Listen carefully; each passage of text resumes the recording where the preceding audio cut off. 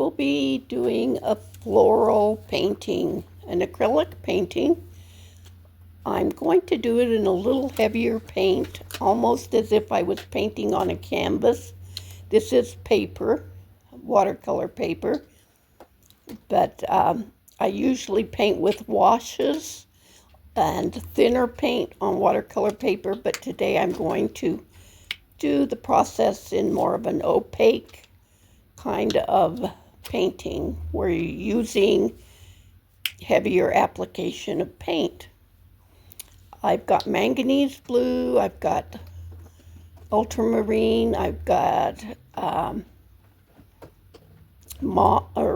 magenta, I've got a lime green and a cadmium yellow, and of course plenty of white that I'm going to be using. I've got some burnt sienna, and so again, lime green, manganese blue, ultramarine blue, and yellow, and burnt sienna.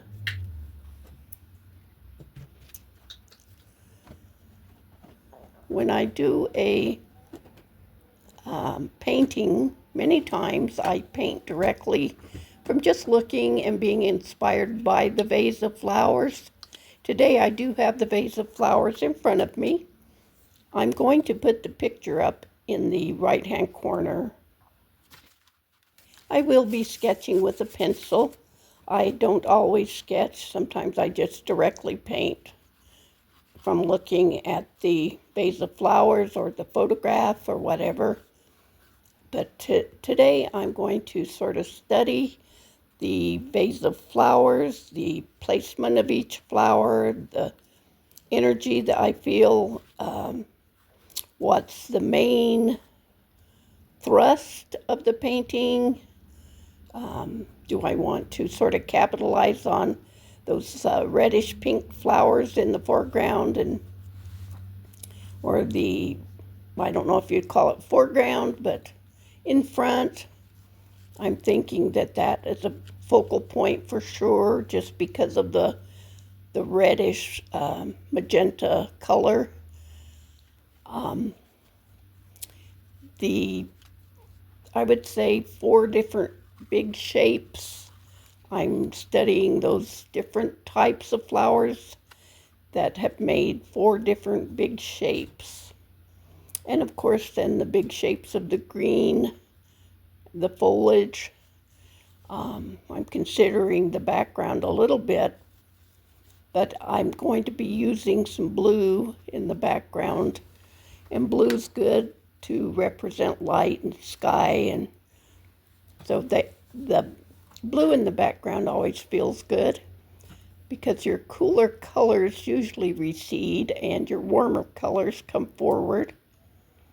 So I'm going in with the pink to represent the light pink flower, but I keep adding white because I haven't I don't feel good about making too dark of a pink. I don't want those flowers to be competing with that bright or more saturated color in the foreground flower. But I do want to get in some of the darker value in those lighter flowers to the left, because that darker value can be gone over with the lighter value, and it will peek through and serve to just really show us what kind of shadows and so forth that can be represented by those different values. And here I'm putting in those darker flower forms. They seem to be really just totally dark as far as what's the darkest in this whole bouquet. Those are the darkest flower, and so I want to make sure I represent that. That feels right and it feels like that will actually serve the purpose of making this vase of flowers represented in the painting. The greens that I'm putting in are different colors of green because I'm mixing the manganese blue with the yellow on my brush, and also with some darker value that I'm achieving by adding some ultramarine blue and manganese blue into my greens, but mostly the ultramarine blue.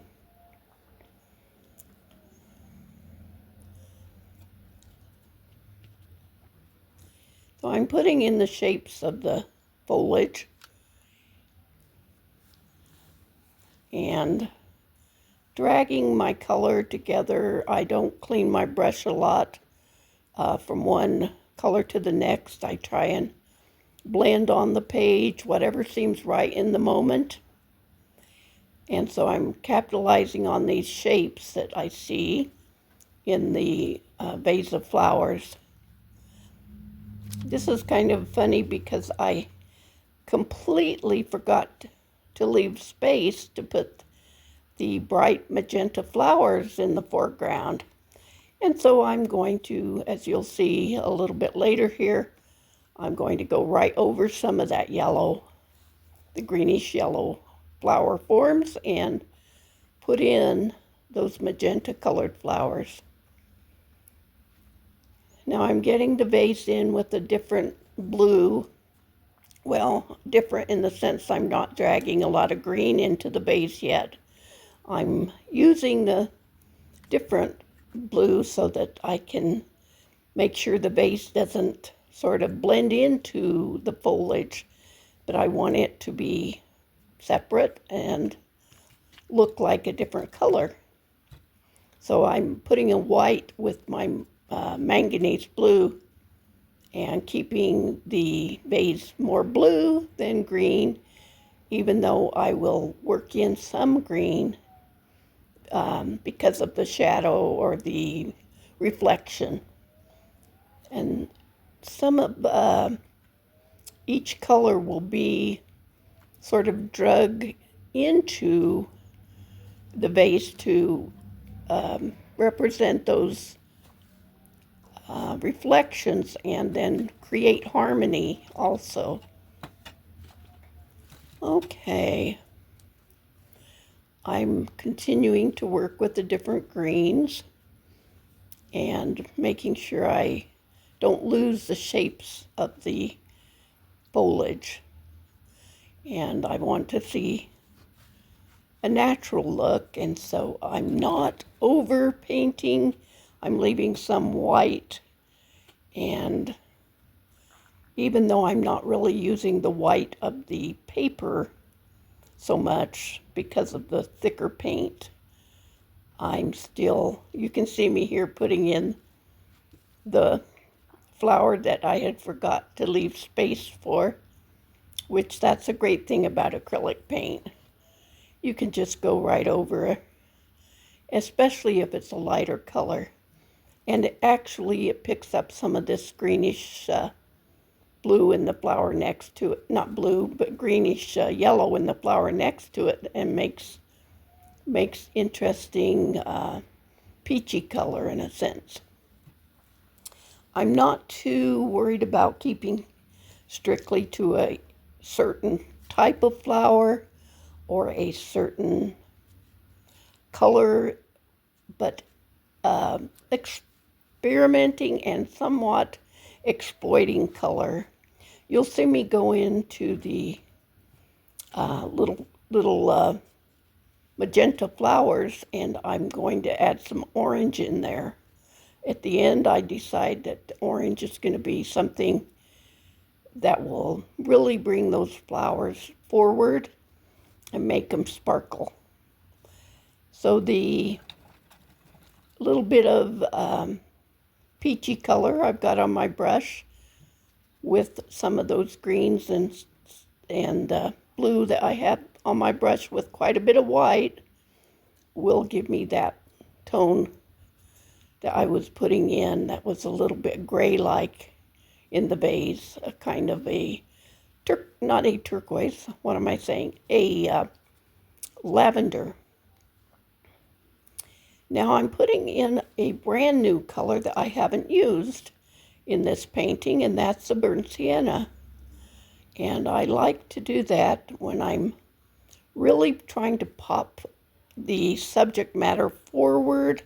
I will put a color around it, the negative space, you might say, around the subject matter in a completely different color.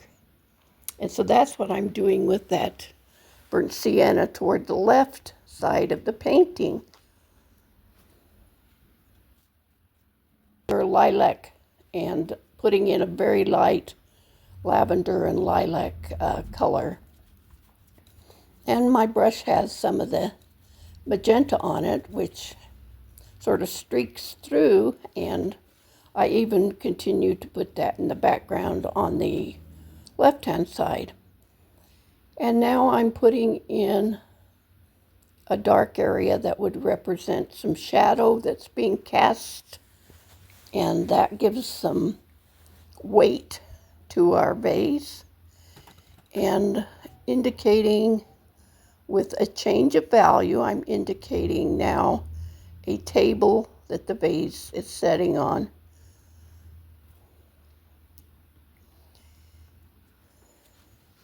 So I just kind of push and pull, making some lighter value and then contrasting it with a darker value, as you can see in the background. And I have to work some background color in the upper right hand. You'll see that after I paint this rose that is just peeking through, and I wanted to go ahead and put the rose in with some red, so I did introduce a red, cadmium red light, I believe. And so I'm working that into the composition. It seems to be a little large, and like I say, the acrylic paint is very forgiving in that you can just go in with some white and lighter value if you need to correct.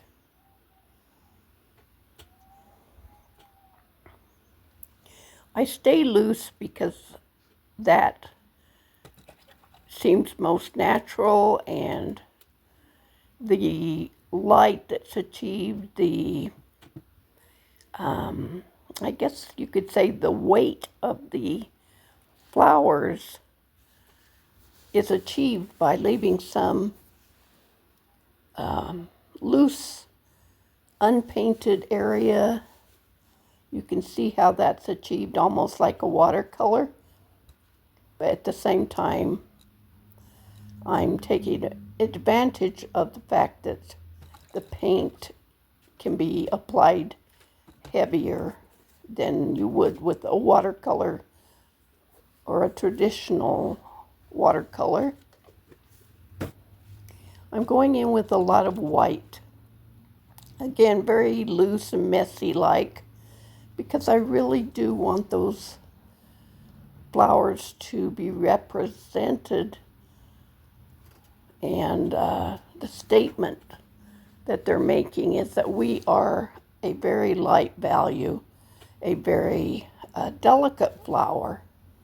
So I'm going in and making changes in the value of the group of flowers that are lightest in the left-hand side.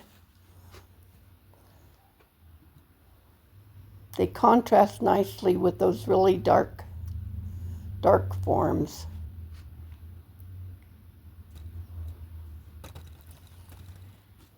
Now I want to go in with the background. So it's a bit like a painting negative space, and so we're painting the space around the stems.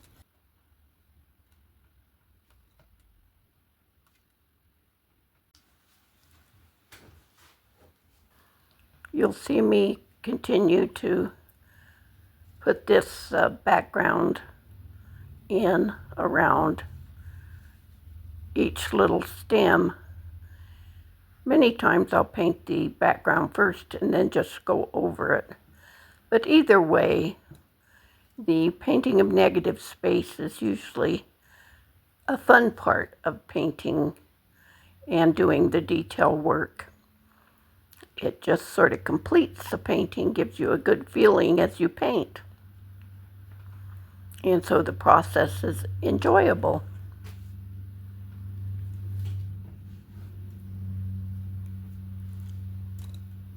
You can see as I touch in this blue on the left-hand side that it makes a feeling of space and atmosphere instead of just the subject being heavy. So it gives us a place for the eye to go. It feels comfortable to have space. And the blue helps with that in the background. Now I'm touching in some of that same blue that's on my brush into the vase because the colors and reflections in the vase will be those of the background, and to me that gives depth and liveliness and connection to the background. I'm getting to the point where I'm just thinking about the details, so I changed to the very small brush. I guess you'd call it a 1/4 inch round. I don't know what number it is. I don't really keep track of the numbers on the brushes much. I just use the ones that work and find that to be sufficient. It's constantly about pushing and pulling and making your piece become more focused and more clear, and it's a gradual process. I'm going in with the brush and touching up some of the more detailed parts of the foliage. I guess you could say cleaning up some of the edges. I like to see the crisp and the blended edges.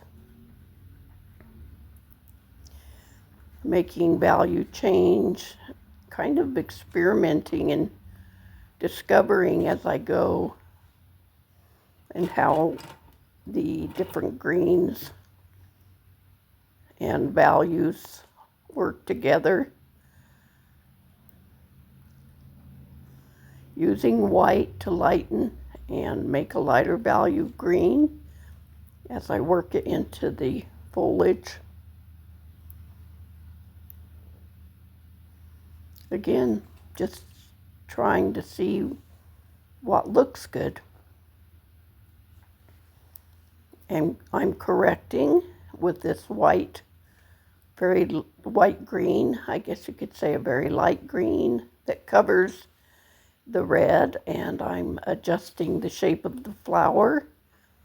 So I'm doing detail work by cleaning up and adjusting.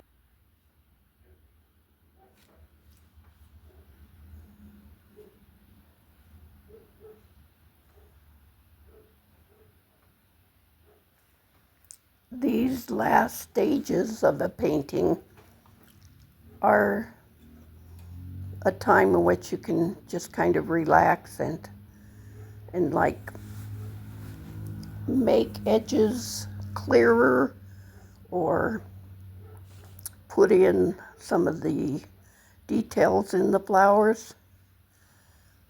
I will be putting some of those in, and you'll see in just a moment. Sometimes I get something in that I don't want, and I can just drag it out with a finger. If that works, that's what I do.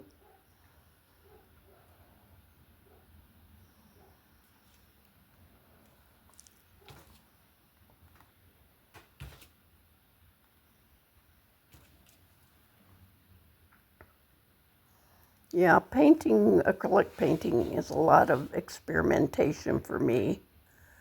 I enjoy that part of the process. Discovering something, making something easier than it was last time, just by noticing sometimes. Here I'm dragging some of the white from my brush into the lighter area that I want lighter in the vase. So I'm working in the whole thing at once. Here I've got some white, and it's a little bit, you might say, dirty white, and I'm putting that in to represent the white areas that you can see. The tips of the petals in this particular flower have a lot of white on them.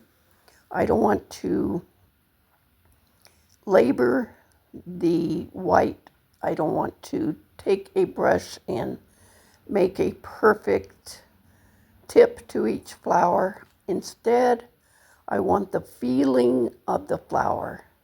And so I just dab the white in and will just keep pushing and pulling light and dark, keeping these flowers a dark value, but also representing the trait of the flower with all of the white tips. Just sort of suggested, not literally put in a laborious way. And so I just keep looking, and here I determine that I need a little darker value in some areas of the light flowers. So I'm putting in some of the darker, but still maintaining their color, their lightness.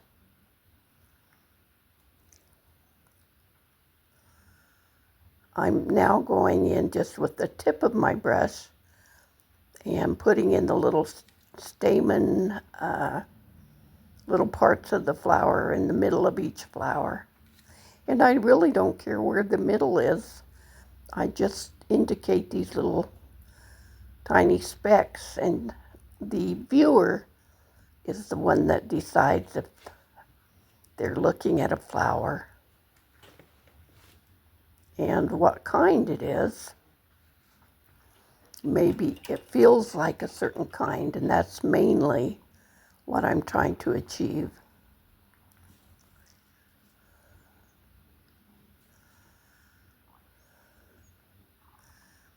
So I just keep working to finish the painting.